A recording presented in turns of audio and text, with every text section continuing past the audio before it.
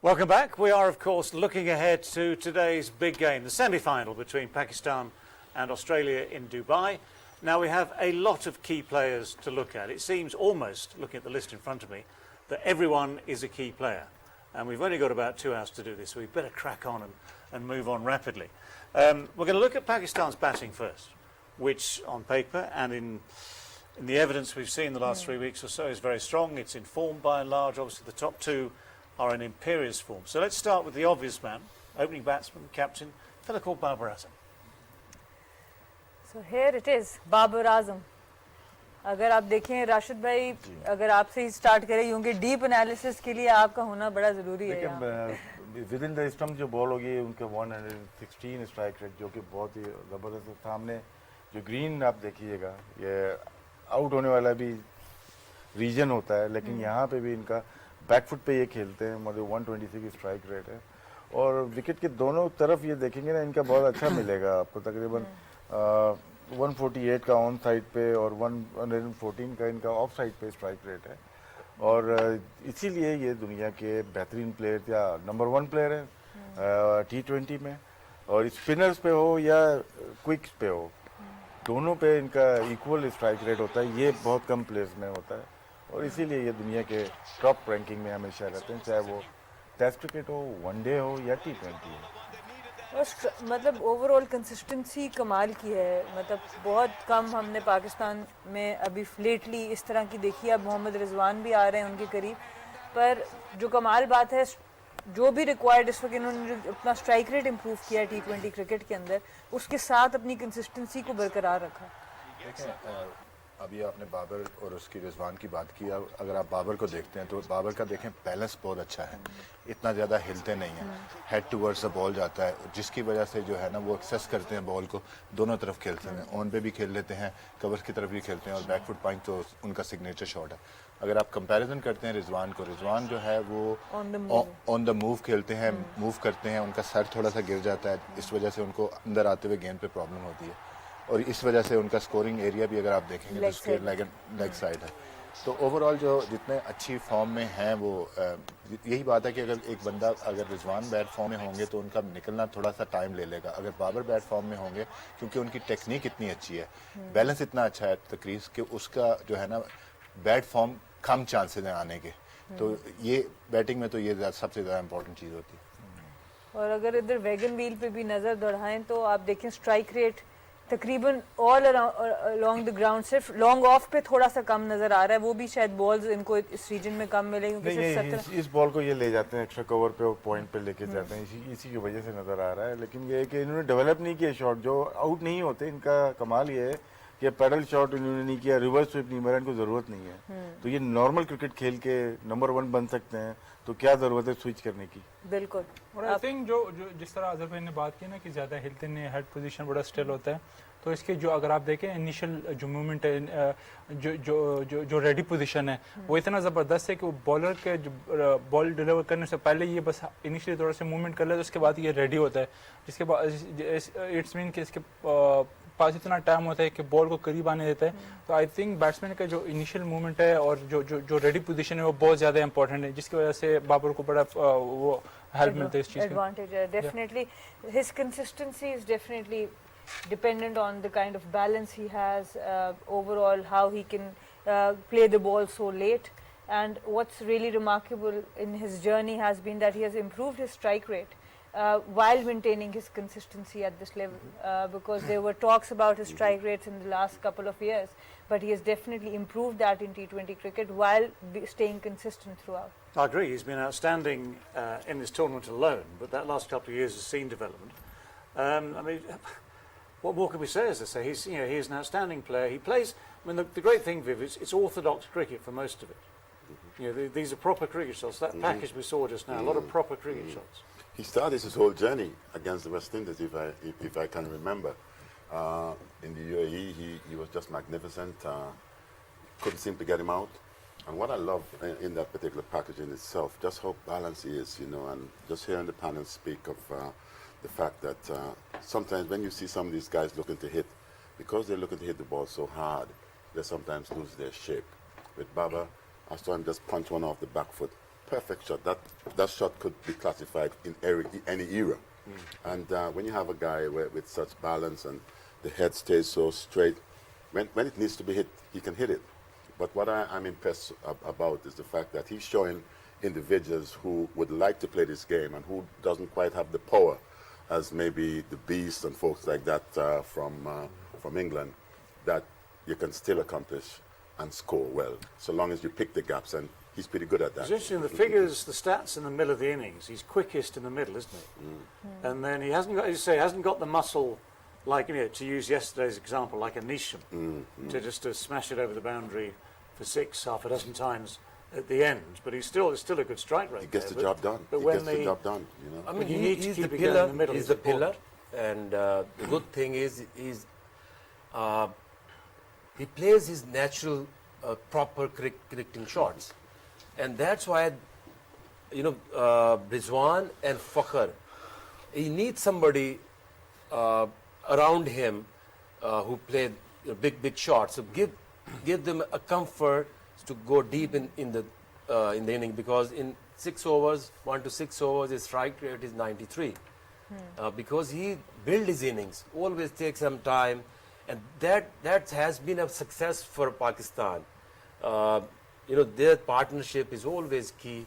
Out of 8 times they will cruise, they will play 10 overs and then give a chance to other batsmen to come and score big shots.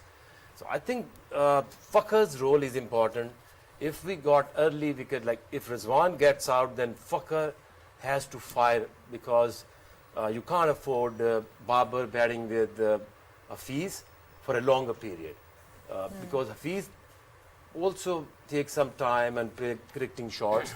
You need some firepower attached with Babar's batting, going down to the deep. Well, let's talk about Rizwan then, because it's been a very, very successful opening partnership. The stats, the partnership alone, suggest how important this is to Pakistan. And Rizwan has the same sort of range of shot, I think. He has the same sort of confidence, the same sort of ability to find gaps. So if they both get it right together, then obviously that's, you know, a real strength for Pakistan. The method is, if one of your openers scored 70 and more runs, 80% you got a chance of winning the match. And if your both openers scored more than 50, then definitely you have a best chances. You made such a great good point. results. You know, when you spoke about complementing each other. Rizwan takes a bit more chances, and he tends to he moves around a lot in the crease, and then you have a guy who's pretty balanced at the end, and that is why I think they've been successful, because you look at Rizwan here, that's a risky shot, but he great cricket shot as well, and when you can have both of them going out, he doesn't miss out on anything that's loose, and that's pretty good. I think that plays complement to a Babar who can just stay from his side and do his own thing. Yeah. Think about Rizwan. I mean, he does take these risks, but he minimises the risk, I think, because of the way he plays these shots. I mean, the techniques are good. The head is still, head is down, hands are quick. I mean, there's lots of quick hands that allow him to sort of make that final adjustment right at the last moment. I think it's an outstanding lesson how to play this form of the game. Yes. And he makes sure that the bowler bowl to his strong areas. He comes, sometimes stands on the off stump, so the bowler still bowls within the stumps, and he can take that ball to the leg side. And that's why, if you see, most of his runs are on the leg side. 171 runs out of 214 runs on the leg side. Like So if you compare him with this stats to Babar's, you know, Babar you can see all around, him mainly a leg side player, but we are talking about Babar. I think Babar has the ability to hit good ball for a boundary. So this is one few players have their armory, you know, like that's why he don't have to move around, he don't have to shuffle things around to play those shots. बिल्कुल. और अगर हम मोहम्मद रिजवान की batting के ऊपर बात करें, pace और स्पिन के ऊपर भी हम उनको और डिटेल में देखना चाहें, तो ये अगर आप देखें पेस पे, तो अभी इस वर्ल्ड कप में ये आउट नहीं हुए, ये वर्ल्ड कप के स्टार्ट्स हैं, तो इसलिए एवरेज निकल नहीं पाई. 4 इनिंग्स में 166 रन बनाए हैं. स्पिन पे एवरेज कम है, लेकिन वो ऑब्वियसली वो मिडिल ऑफ द इनिंग्स है जिस वक्त वो एक्सेलरेट करने जा रहे होते हैं. तो ओवरऑल इनका भी अगर स्ट्राइक रेट देखें तो आखिरी 16 से 20 ओवर पे 263 का हो जाता है। उमर भाई ओवरऑल अगर आप ये देखें दोनों हमारे जो ओपनर्स हैं वो अपनी इनिंग्स को पावर प्ले में बिल्ड कर रहे हैं। बहुत ही क्लियर एक रोल का पता चल रहा है कि ऊपर ज़्यादा रिस्क नहीं ले रहे, मिडल ओवर्स में उसको 130 पे लेके आते हैं और एंड पे एक्सेलरेट कर रहे हैं। आई थिंक अगर आप ये देखिए T20 की वर्ल्ड कप के अभी जो दुबई और शारजा वगैरह में जो मैचेस उसके स्टेट है ओवरऑल अगर आप देखें तो मे बी वो डिफरेंट हो, क्योंकि जो कंडीशन है वहाँ पे अर्ली ऑन थोड़ा सा बॉल उस तरह बल्ले पे नहीं आता और नया बॉल होता है, या तो अर्ली ऑन जो विकेट में मास्टर होता है उसको थोड़ा सा यूज हो जाए, अपने आप को सेट कर लेते हैं, टाइम देते हैं, तो उसके बाद जब एक दफ़ा बॉल थोड़ा सा पुराना हो जाता है या वो सीम उसमें ख़त्म हो जाए तो इसके बाद एक्सीलरेट करता है।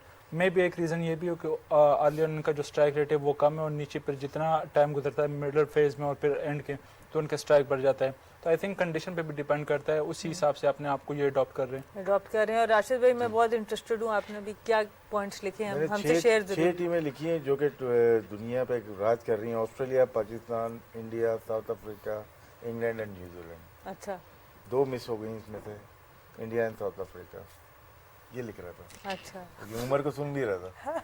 मैंने कहा शायद इसी के बारे में कोई बात आपके जहन में आई है। रिजवान का लिखा था कि इनका जो ऑफसाइड का है, स्पिनर्स पे 96 का स्ट्राइक रेट है, वजह क्या है, इनको थोड़ा सा वर्कआउट कर लिया स्पिनर्स ने कि इनको बाहर किया।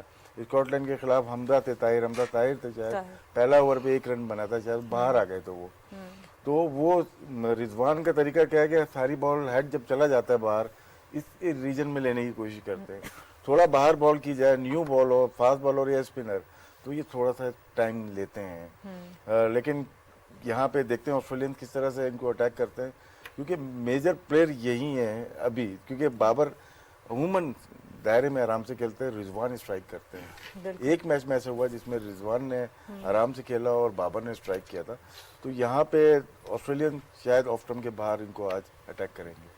So there is a possibility that Australians might attack Rizwan outside off stump because he takes everything to leg stump, and he will be the key man in the power play because Babar Azam doesn't take as many risks as he would. So he would be interested to see if Australia can read him and can implement bowling outside off stump. Interesting. Oh well, yeah, okay. Well, give us a couple of hours, we'll find out, no doubt. Let's move on. Plenty of people to say, plenty of people to talk about. So next one on our list is Shoaib Malik, one of the 2 pensioners. Now I say that not to be rude, but let's face it, you know, anyone playing international cricket in their 40s nowadays is either, well, is very fit actually. That's the whole point, isn't it? Hafiz and Shoaib, both of them have maintained their fitness, they're very professional, they're probably the fittest men in the side, I'm told. So Shoaib Malik, despite the fact that he's 42, I think, is it? 41? 41, 42. Anyway, he is still 39. going strong. We've seen evidence of him, Aaqib, in this tournament. You know, at times he's knocked the ball around beautifully, maybe the odd over the ball as well. He's an example to all who want to keep a career going. I mean, it depends when a guy playing for like more than 20 years, his debut is 1999. He's still to 39. So What? Oh, sorry, I can only apologise. I've put in the wrong side of 40. Are you sure is that phone up to date? It's still Is that the latest version? he's still 39. Muhammad Hafiz is 41. Okay, all right. okay, so it depends where is he playing. In subcontinent is very effective. When it comes to England, Australia, South Africa, he had some problem with bounce and seam, but ideal for this region, and that's why I'm glad that they included him lately in the team. So I think you can't miss out people like Hafiz and Shoaib Malik when it comes to subcontinent cricket.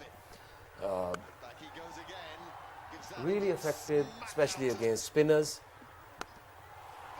and can take the game away because nowadays in UAE the biggest problem is the spinners. If somebody is good against spin, then will be the key person for you in terms of these conditions. Well, he's good.